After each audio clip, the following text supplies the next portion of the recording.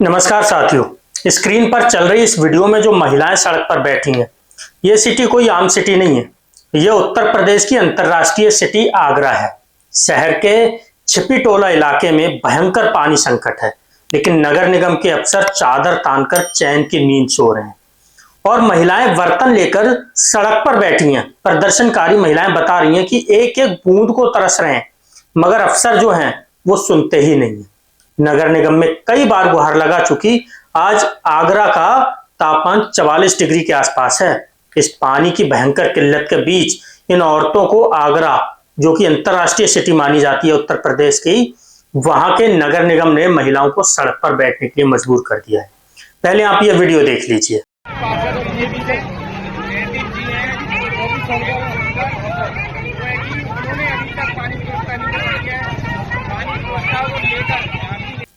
साथियों, ये पानी की किल्लत सिर्फ आगरा में नहीं है, ये मध्य प्रदेश के इंदौर शहर में भी बहुत बड़ा संकट निकल करके सामने आया है। और दोनों जगह बीजेपी की गवर्नमेंट है, जहां पर नगर निगम अधिकारियों की लापरवाही, सरकार में बैठे नेताओं की लापरवाही और इस व्यवस्था को चला रहे वो लोग जो ऊंचे ऊंचे पदों पर बैठे हैं, उन सब की लापरवाही सामने निकल करके सामने आई है। जब बड़े बड़े नेता, बड़े बड़े अधिकारी नहीं सुनने को तैयार हुए, तो इंदौर की जनता सड़कों पर आ गई और पानी के लिए मांग करने लगी। उन्होंने एक रैली निकाली। पहले आप ये वीडियो देख लीजिए।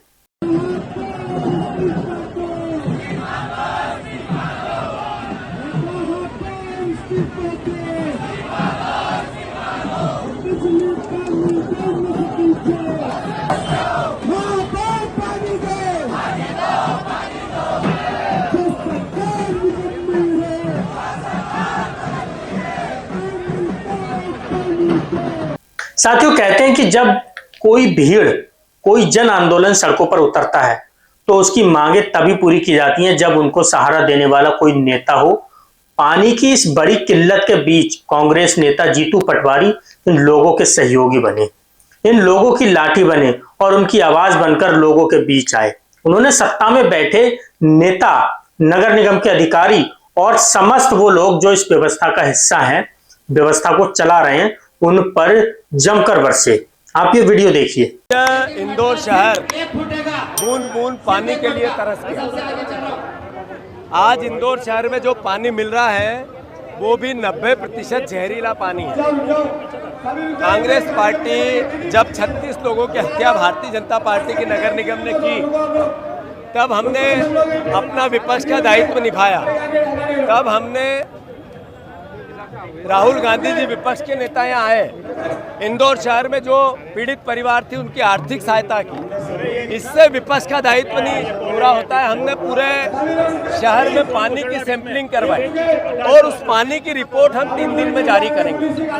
मध्य प्रदेश में इंदौर शहर स्वच्छता में नंबर 1 था।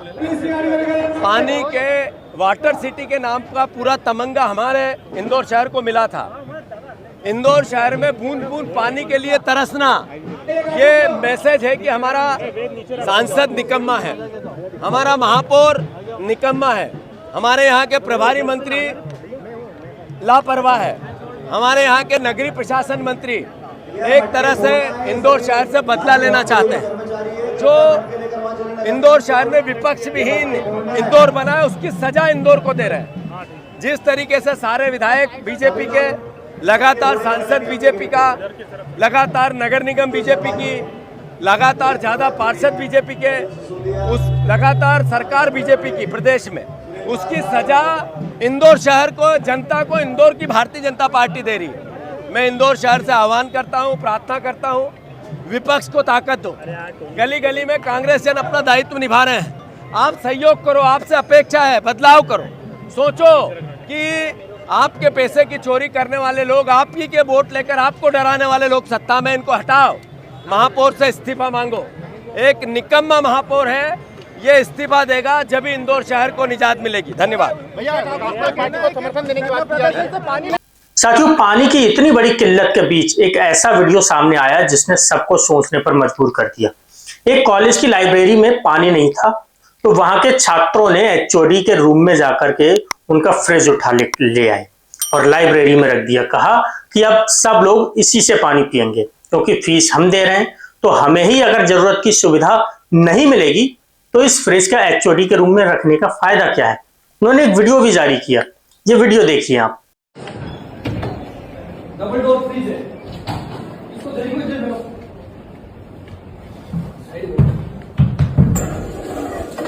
इसको डालेंगे, इसको ये डालेंगे।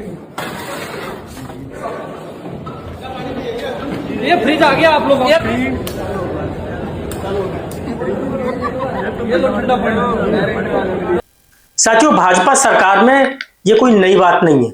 इस समय भाजपा ने देश को एक ऐसे मोड़ पर लाकर खड़ा कर दिया है कि आम आदमी संकटों से घिरा हुआ है, कभी महंगाई को लेकर, कभी पेट्रोल डीजल को लेकर और अब ये पानी को लेकर। लेकिन साथियों, जहां लोग इन आम जरूरतों की चीजों के लिए परेशान है, वहीं इस देश में एक बहुत बड़ा और नया मुद्दा गढ़ा जा रहा है।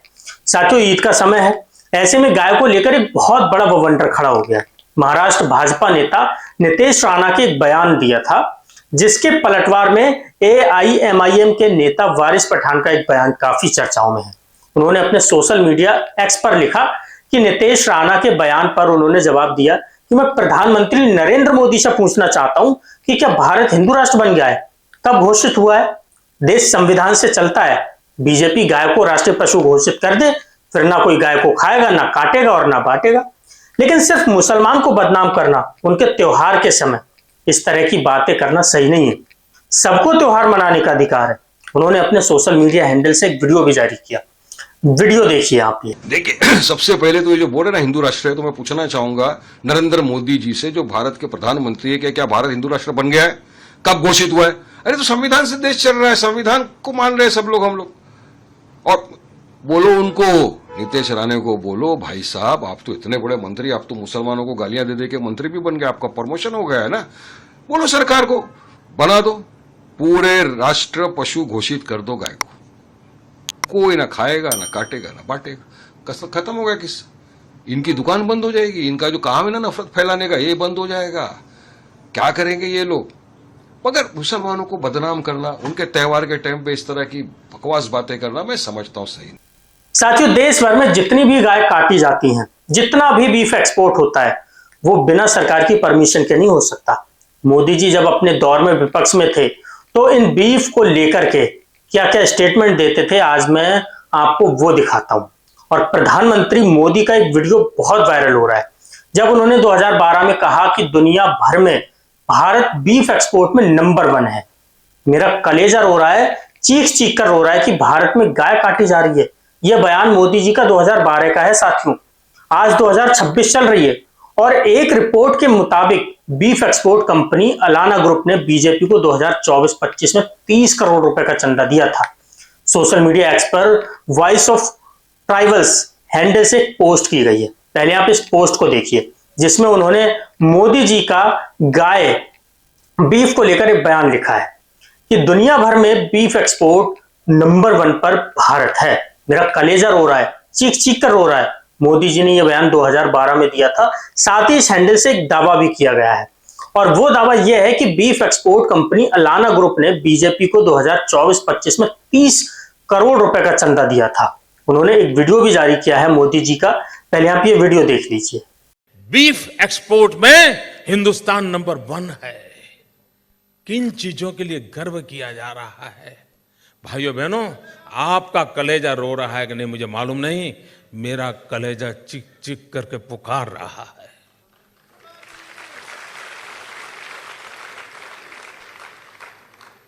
और आप कैसे चुप हैं, क्यों सह रहे हैं, मैं समझ नहीं पाता हूं दोस्तों। साथियों, गाय पर राजनीति करने वाले भाजपा ने बंगाल में एक ऐसा नया फरमान जारी किया। गाय को लेकर वहां के नए मुख्यमंत्री शुभेंदु अधिकारी के द्वारा यह ऐलान जारी किया गया है कि 14 साल से नीचे की गाय को कत्ल नहीं किया जा सकता, यानी कि काटा नहीं जाएगा, गौ हत्या नहीं की जाएगी। लेकिन जैसे ही वो 14 साल क्रॉस करती है, 15वीं साल में पड़ती है, उसके बाद उसको आप काट कर खा सकते हो। बूचड़ खाने में काटी जा सकती है, गाय को तवेले में काटा जा सकता है, गाय को दुकान में रखकर काट कर बेचा जा सकता है। उसके बाद उसे काटने से कोई दिक्कत नहीं। यानी कि 14 साल जैसे ही क्रॉस करती है गाय, 15वीं साल में पड़ती है, गाय को माता नहीं माना जाएगा, क्योंकि गाय माता का तो कत्ल कर नहीं सकते और जिसका कत्ल हो रहा है इसका मतलब कि वो माता नहीं है। पश्चिम बंगाल से यह बयान आने के बाद भारत में ना तो कोई हिंदू संगठन इसके खिलाफ में कोई रैली कर रहा है, ना ही कोई हिंदू इसके खिलाफ में बात कर रहा है, और ना ही कोई हिंदू धर्मगुरु इसके खिलाफ में बात करने को तैयार है। अब किसी को 14 साल के बाद गाय को मां मानना ही नहीं है।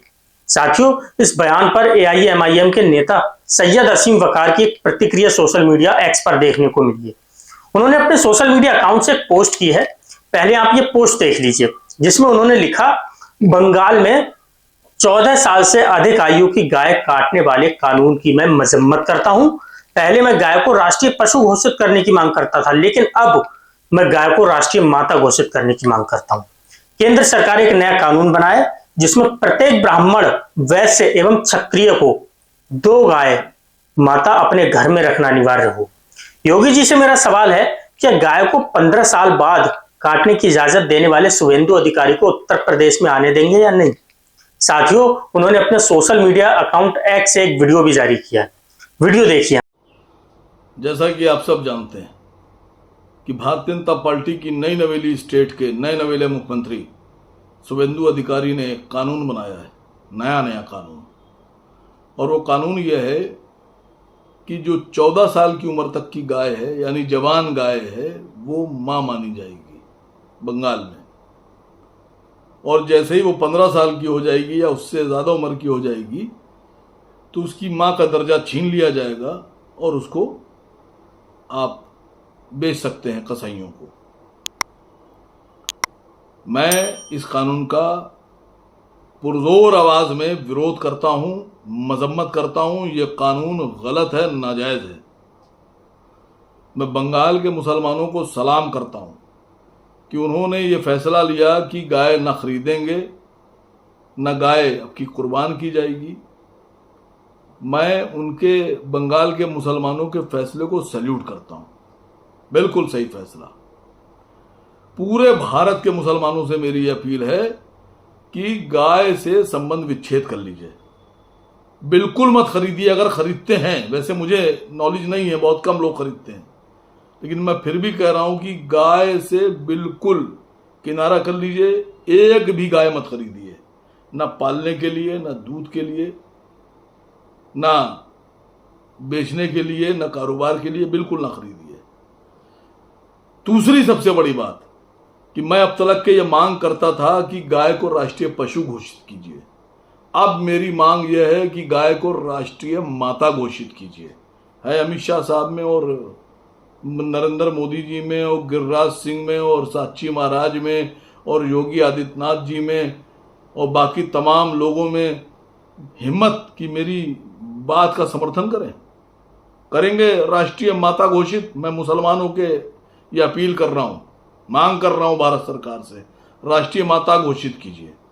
और दूसरी बात, ये जो 14 साल वाला ये जो आपने एक बैरियर लगाया है कि 14 साल तक तो हम मां मानेंगे, लेकिन जैसे ही बूढ़ी हो जाएगी वैसे ही हम उसको मां नहीं मानेंगे। यानी जब तक दूध देगी गाय, जब तक आप उसका दूध इस्तेमाल करेंगे और बेचेंगे, तब तक तो वो मां है। और जैसे ही दूध देना बंद कर देगी उसको आप कसाईयों को बेच देंगे। मैं इसका विरोध करता हूं और हर मुसलमान इसका विरोध करता है। और दूसरी बात, बंगाल के मुसलमानों, एक नया कानून हो सकता हो और शुभेंदु अधिकारी जी ले आए। मैं मशवरा दे रहा हूं, लेकर आइए कि जब तक के दूध गाय दे रही है तब तक ठीक है, और उसके बाद शुभेंदु अधिकारी जी के जो मुख्यमंत्री आवास है उसमें सब गाय छोड़ आइए। शुभेंदु अधिकारी जी की भी तो मां है, खाली बाकी हिंदुओं की तो मां नहीं है।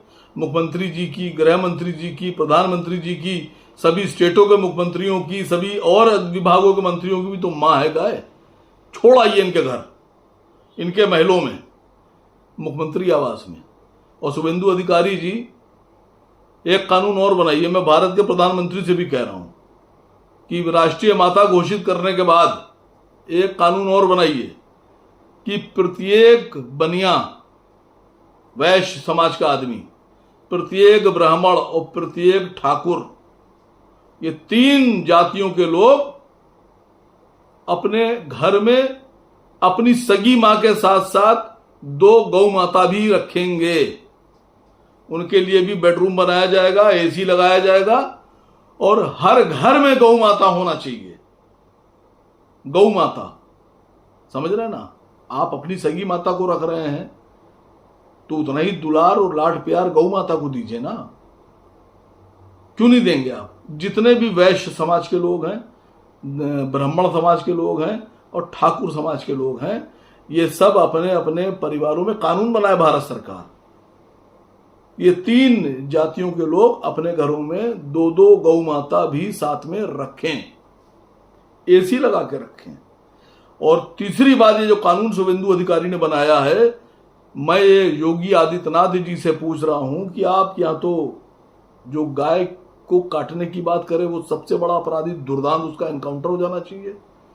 तो अब मैं आपसे पूछ रहा हूं कि इस तरह का नाजायज, गैर संवैधानिक और माता के खिलाफ कानून बनाने वाला शुभेंदु अधिकारी जब उत्तर प्रदेश में आएगा, उत्तर प्रदेश में बहशत मुख्यमंत्री, तो क्या गाय को 14 साल के बाद काटने की इजाजत देने वाला, कानून बनाने वाला मुख्यमंत्री शुभेंदु अधिकारी जब उत्तर प्रदेश में आएगा तो आप उसका सम्मान करेंगे? आप उसका सम्मान में उसको फूल माला पहनाएंगे? या आप ऐसे मुख्यमंत्री को जो गाय माता को माता ना माने और कहेगी 14 साल के बाद इसको, तो क्या आप उसको अपने उत्तर प्रदेश में आने देंगे या नहीं आने देंगे? मैं पूछ रहा हूं। और मैं फिर भारत के सभी लोगों से कह रहा हूं, कोई गौ माता को नहीं खरीदेगा, सब मुसलमान बिल्कुल, और जितने भी लोग गाय पालते हैं वो सब अपने अपने मुख्यमंत्री आवास जाएं और उनसे कहें कि साहब हमारे पास इतनी गाय हैं, 14 साल से ऊपर वाली, 15 साल से ऊपर वाली, और इनको बताइए कहां लेकर जाएं। धन्यवाद। सोचिए साथियों, अब तो मुस्लिम लोग भी गौ माता को राष्ट्रीय माता मानने को तैयार हैं। उन्हें राष्ट्रीय गौ माता घोषित करने को मोदी जी से अपील कर रहे हैं, लेकिन भाजपा है कि इस पर कोई पहल, कोई कदम उठाने को तैयार ही नहीं है। साथियों, ये बात हमें सोचने पर मजबूर करती है कि क्या बीजेपी सच में गौ माता की शुभचिंतक है? क्या बीजेपी सच में गौ प्रेम करती है? अगर हाँ, तो जिस तरह के फैसले गाय को लेकर के भाजपा मुख्यमंत्री शुभेंदु अधिकारी द्वारा पश्चिम बंगाल में किए गए, क्या ये सही है? क्या सच में सही है? और अगर नहीं, तो फिर गौ प्रेमी बनकर वोट बटोरने का यह ढोंग कब तक चलेगा? कमेंट बॉक्स में जरूर बताइएगा। साथियों, ये वीडियो आपको कैसा लगा? अगर आप चैनल पर नए हैं तो इस चैनल को शेयर कीजिए, सब्सक्राइब भी करना ना भूलें। जय हिंद, वंदे मातरम।